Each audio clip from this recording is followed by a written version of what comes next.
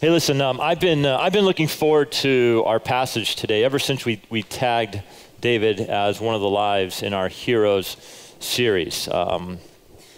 It's a lesser known passage from the life of David. Most of you are familiar with stories like David and Bathsheba or David and Goliath, but tucked into 2 Samuel chapter 9 is what I think might be one of the greatest stories in all of the Old Testament about grace. It's the story of David and a lowly individual named Mephibosheth. If there's one characteristic that ought to define Christians, I think it's the word grace. In other words, if the people around you know you as a gracious person, they may say, you know, I don't agree with everything you say. I don't believe everything that you believe, but I'll tell you this, I wish I had more people like you in my life because you are gracious. That is a tremendous compliment that can be paid to a Christian. And as we begin, since that's our theme, grace, I want to give you a simple definition. It goes like this, and it's there in your notes as well. Grace is kindness shown to someone who does not deserve it, cannot earn it, and could never repay it.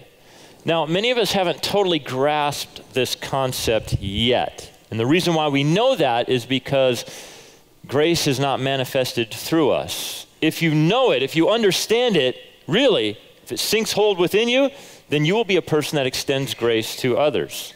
But many of us aren't quite there yet. And that's what makes 2 Samuel chapter 9 so profound and so life-changing if we'll open up our minds and our hearts to it. So we're going to read through the entire chapter. We'll go back, we'll make some observations, and then we'll understand how it applies to us. 2 Samuel chapter 9, verse 1. It's on the back of your notes. And David said, "Is there still anyone left of the house of Saul, that I may show him kindness for Jonathan's sake? Now there was a servant of the house of Saul whose name was Ziba, and they called him to David. And the king said to him, 'Are you Ziba?' And he said, 'I am your servant.'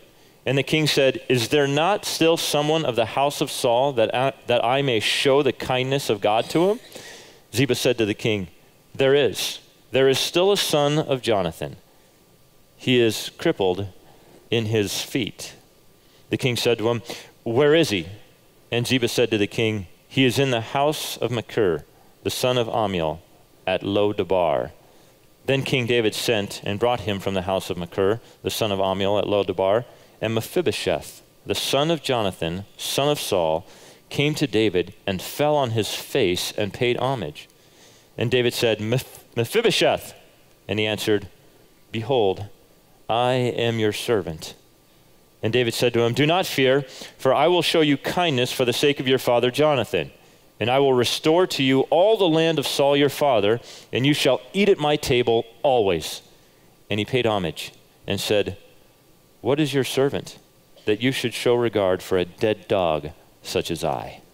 Then the king called Ziba, Saul's servant, and said to him, 'All that belonged to Saul and to all his house I have given to your master's grandson. And you and your sons and your servant shall till the land for him, and shall bring in the produce, that your master's grandson may have bread to eat. But Mephibosheth, your master's grandson, shall always eat at my table.' Now Ziba had 15 sons and 20 servants. Then Ziba said to the king, 'According to all that my lord the king commands his servant, so will your servant do.' So Mephibosheth ate at David's table, like one of the king's sons. And Mephibosheth had a young son whose name was Micah.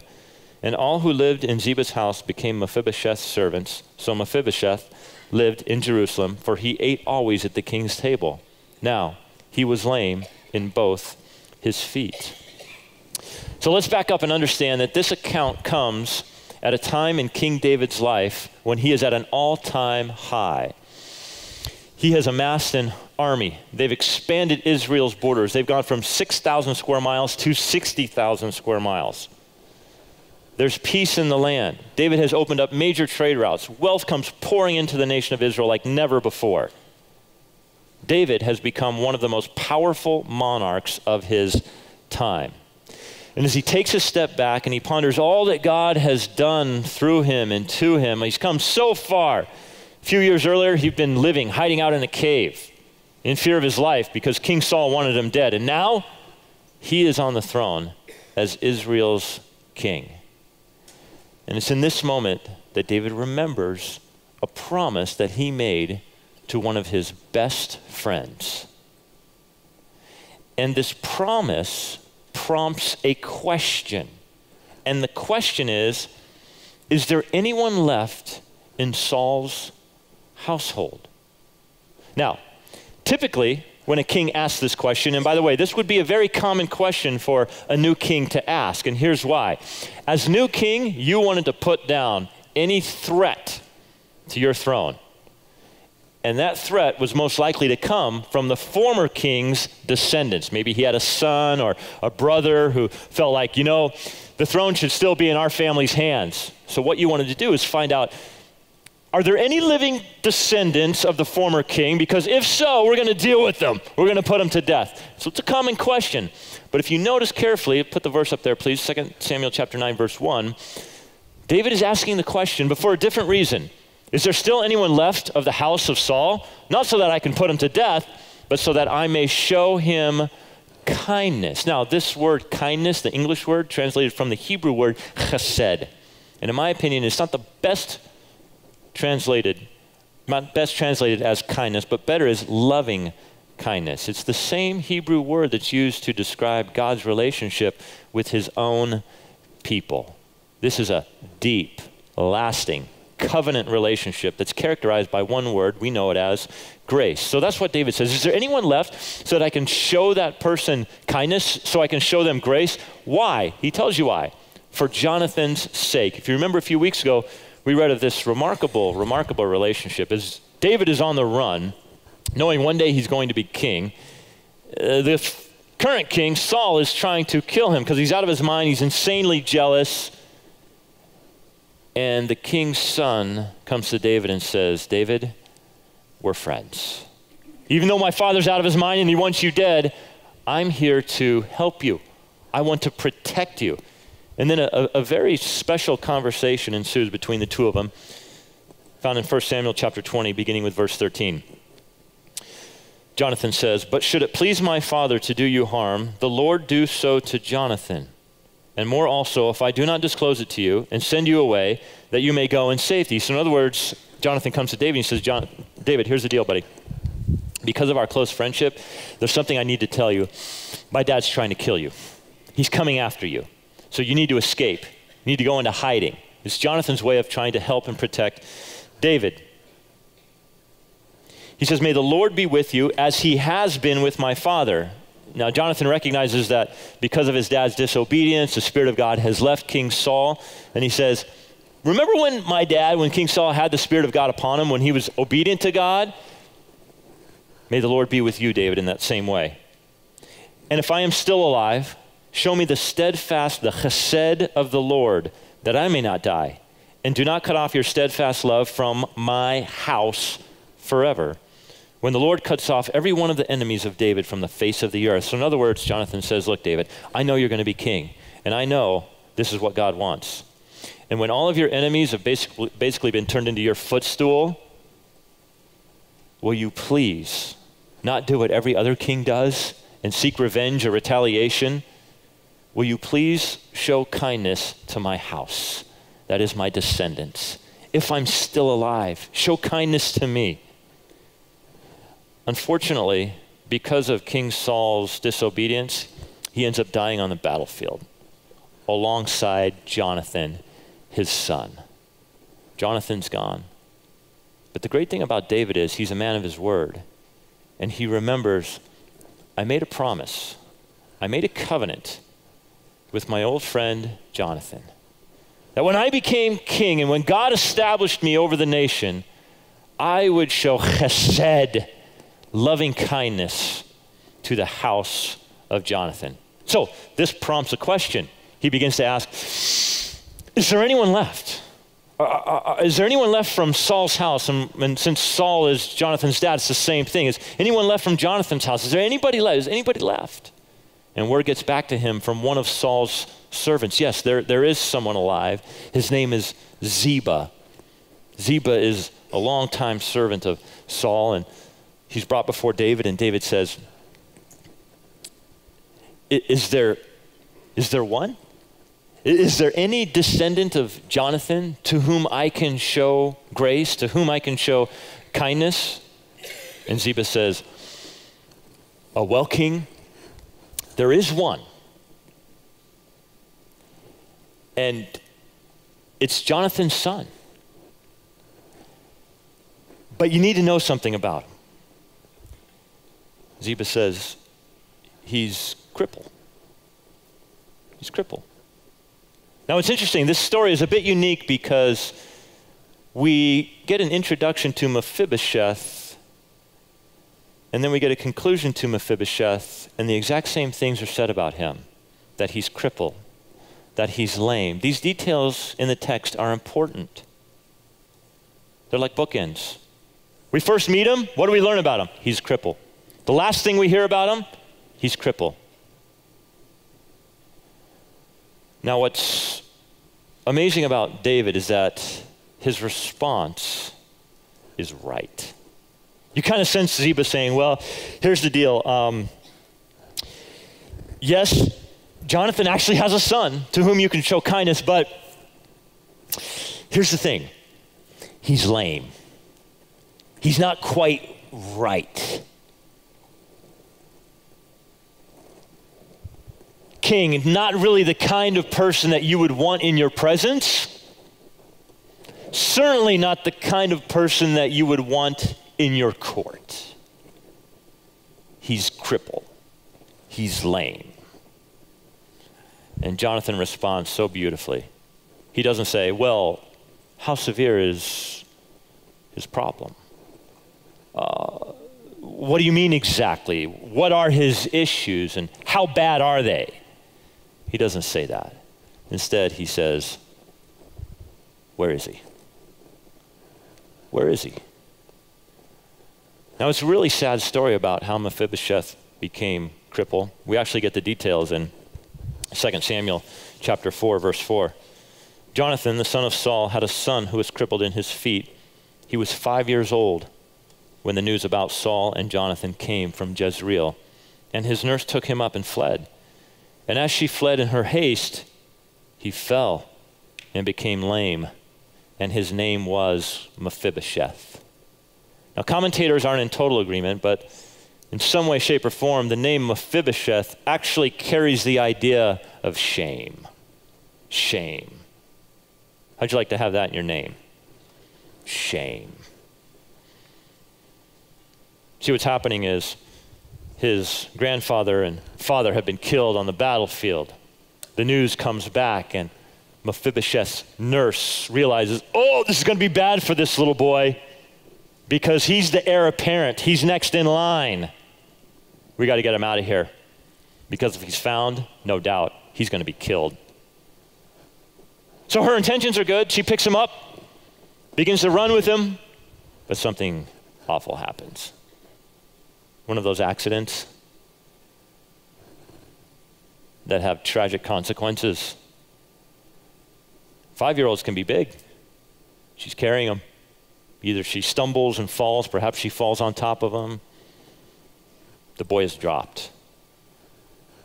His feet are damaged, and he can't walk. Now picture this individual. His name means shame. You have to understand something. In this day and age, your name was everything. His name is shame. He's crippled. And at this time, if you suffered an injury like this, or if you were in any way lame, many people believed it was because you had done something to deserve it, and the gods were just judging you. So you were left alone. And David says, where is he? Where is he? And then we come to find out he's in a place called Lo-Debar. Lo means no. Debar means pasture. He's in some God-forsaken barren land, which is the perfect place to hide if you're someone like him. There's a place in Mexico called Sinagua. Means without water. It's a barren place. That's Lo-Debar. So here's this crippled man whose name carries shame. And He's in the middle of nowhere. And David says, bring him to me. This is the most powerful man, quite possibly, in the known world at this time. He says, bring him to me. Now, imagine you're Mephibosheth, right? And you're just kind of doing your thing out in the wilderness. And at this time, he's older in life. We know that because he has a son. And all of a sudden, off in the distance, he looks and, that looks like some kind of royal entourage headed my way. They're getting closer and closer and closer. And to Mephibosheth's horror, it is King David's entourage. Well, I lived longer than I thought I would. But I guess now it's over. And they come before him. Are you Mephibosheth? Yes. The king wants to see you.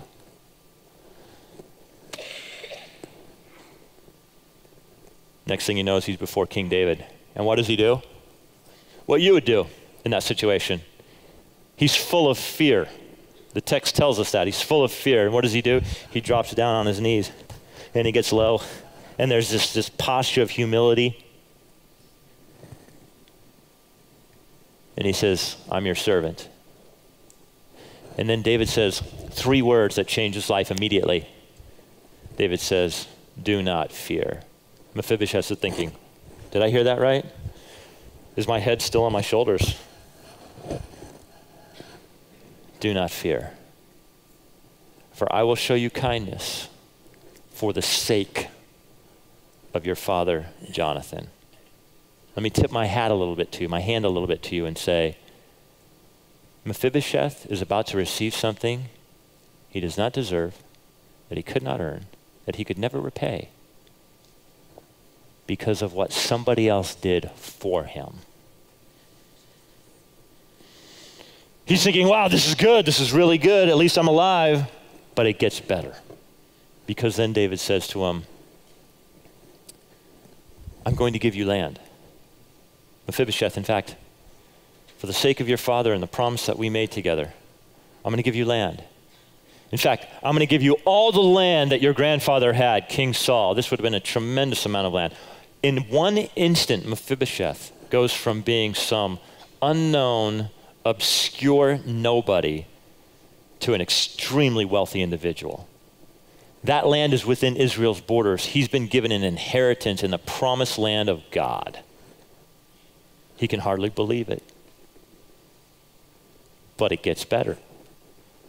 Because then David says, not only am I going to give you land, but I'm going to give you dignity. I get it. I understand what your name means, shame. But you're going to eat at my table. Excuse me, Mephibosheth, you're going to eat with me at my table, at the king's table. To be invited to dine with somebody, that was such an honor.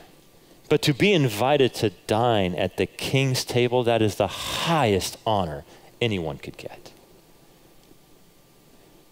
Earlier, Mephibosheth referred to himself as a dead dog. He says, I'm a dead dog in your sight. David says, I don't care about any of that. Here's an individual with some seriously low self-esteem. He's a nobody from nowhere. And David says, you're going to sit at my table. But it gets better. Because the text actually says, Mephibosheth, not only are you going to eat at my table, but you're going to be treated like one of my sons. He's given a family. Now, can you imagine what must be inside Mephibosheth's heart right now? Not only his heart, but the heart of David.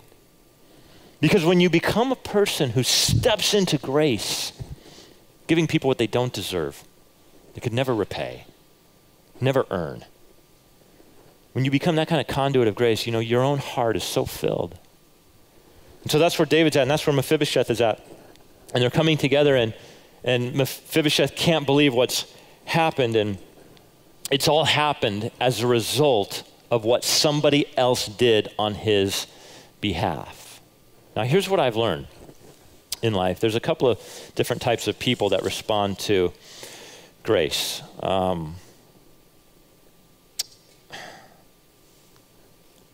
Some of us have a hard time grasping grace because of this deceptive notion that somehow God doesn't have to reach quite so far to get me. You see, God doesn't have to extend his arm quite as far to reach Jason, but he really has to reach down low to get to you.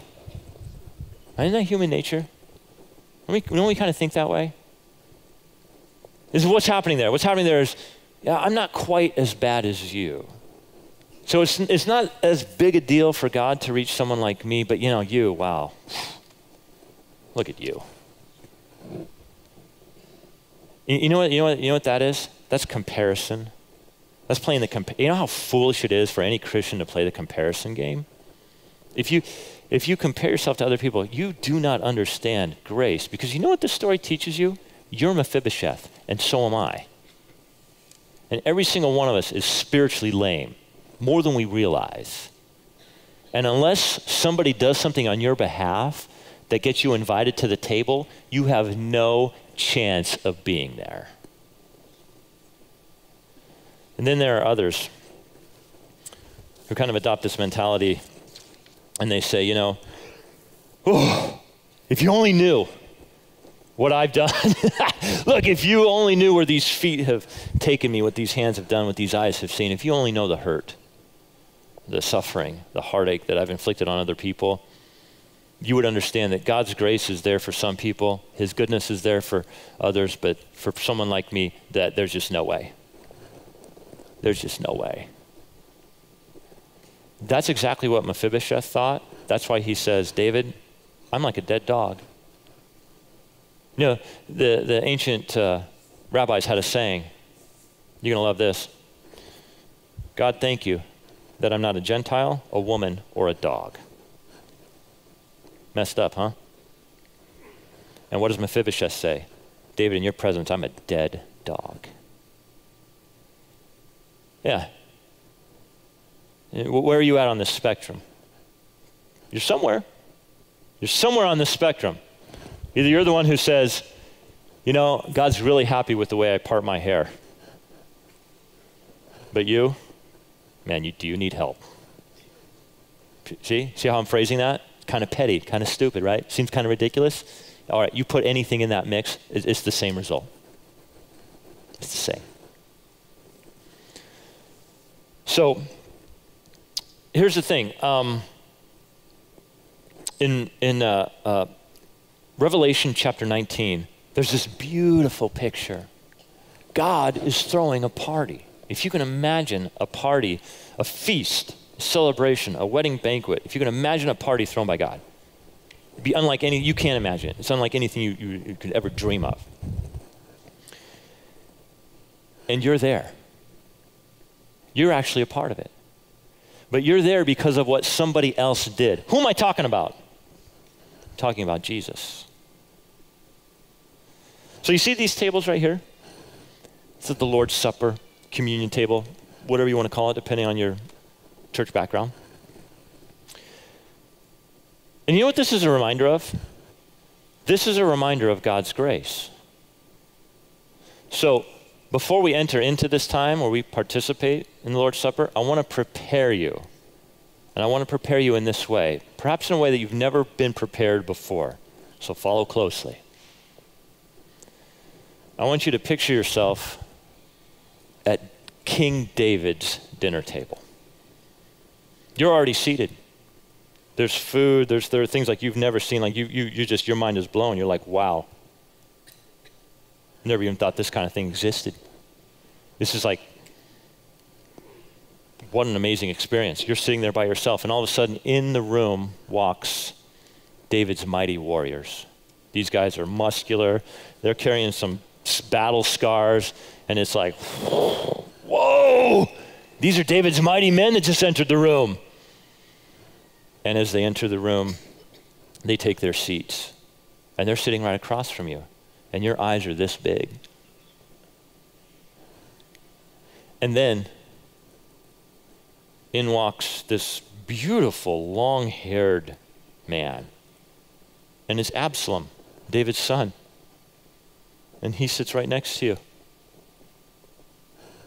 And then this gorgeous woman walks in. Her name is Tamar. That's David's daughter. She sits on the other side of you. And you're sitting there.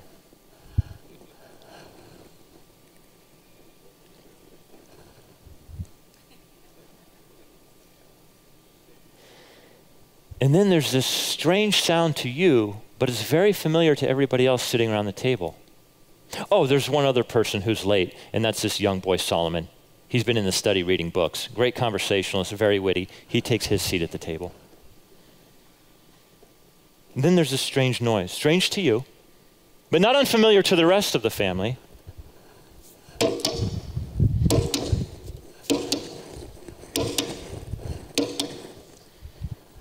And it's Mephibosheth.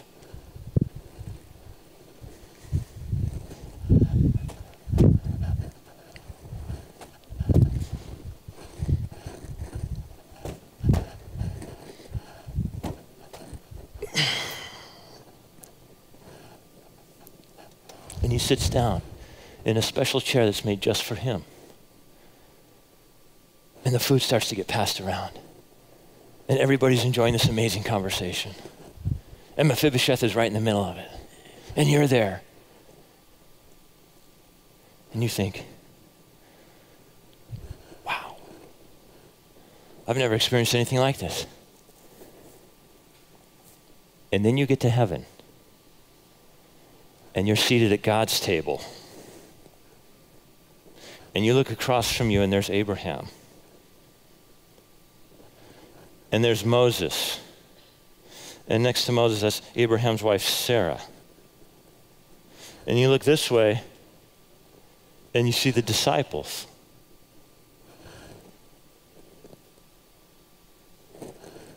And the food is set before you, and everybody's beginning to eat. And you can hardly eat. And then you notice you're kind of being awkward because you're in the presence of these men and women, these heroes of the faith that you've read about.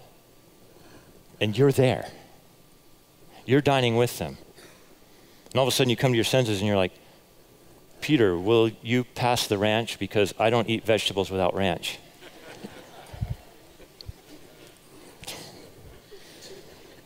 That's the wrong thing to say.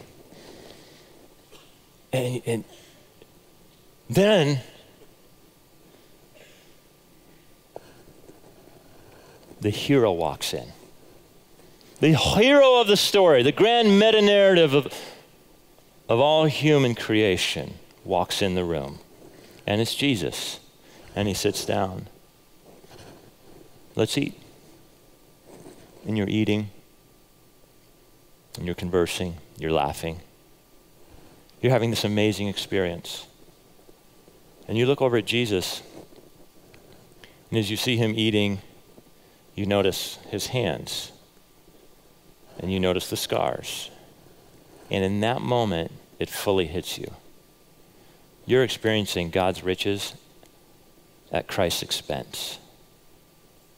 Which, by the way, is a great little acronym for you to remember what grace is. God's riches at Christ's expense. And you're overwhelmed by this experience. And you say to yourself, wow, this is like too good to be true. If you think it's too good to be true, you absolutely get it. Grace is that good. In fact, the Apostle Paul says it's so good, it's actually open to abuse. But yet we have such a hard time grasping it because we either see ourselves too lofty or too low. See yourselves as Mephibosheth. You are Mephibosheth. I am Mephibosheth. And you will come to see and embrace God's grace. Here's how you know. I said it earlier. If you know it, you'll show it. If you understand God's grace, you will be a person who extends grace to others. You stop being so nitpicky with other people. You stop comparing yourself to other people. You stop judging other people. Do you accept some people and reject other people? You don't understand. You've been seated at the table. you don't see yourself at the table. If you judge others, you don't see yourself at the table. If you're full of pride and arrogance, you don't see yourself at the table.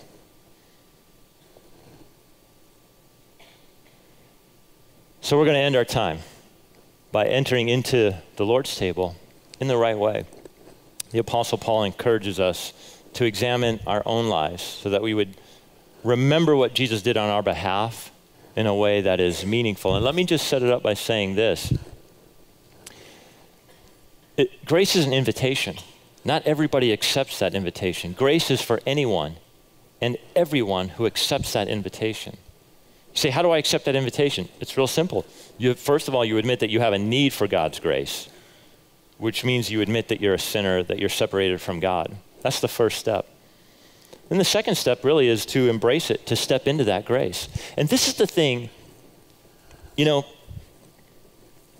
there is no rational reason for Christianity to be attacked. Because there is nothing like biblical Christianity, if you really understand it. Every other worldview, every other religion has man trying to reach up to God and trying to attain God. You know what that leads to? Legalism, superiority, or inferiority. I'm almost there, I'll never be there. God did not intend for you to live life that way. That's why there's grace. Only in biblical Christianity do you have God reaching down to man saying, I've got to do for you what you cannot do for yourself. How beautiful is that? That's God-centered religion, not man-centered. Very different. So the Apostle Paul encourages us as we come to this time to reflect on what Jesus has done for us. It probably wouldn't be wise, it would not be wise for you to come to the table if you haven't accepted the invitation of grace. But you can do that right now.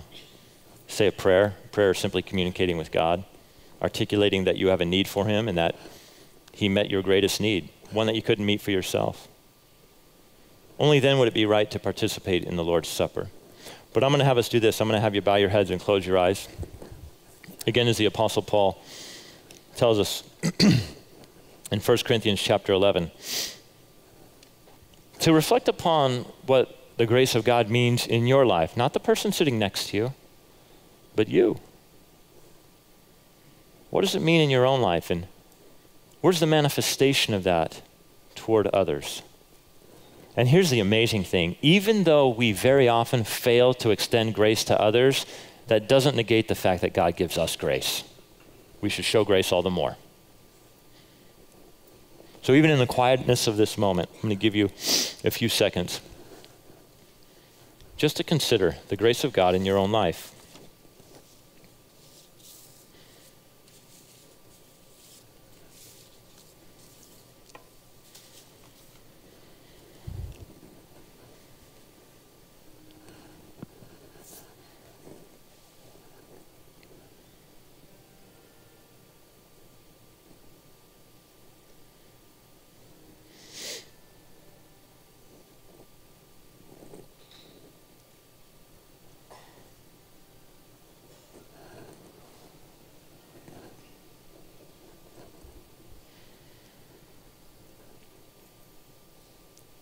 Father, sometimes such busy people, we can become uncomfortable with silence and solitude. Lord, I pray that in these moments, your Spirit would speak to each heart here. And that, Father, you would help us to not just understand, but to embrace and to step into it, to live into the grace that was shown to us through Jesus. That's why we're at the table, because of what Jesus did. So as we enter into this time, pray that your Spirit amongst us would be so real and that you would help us see in a new way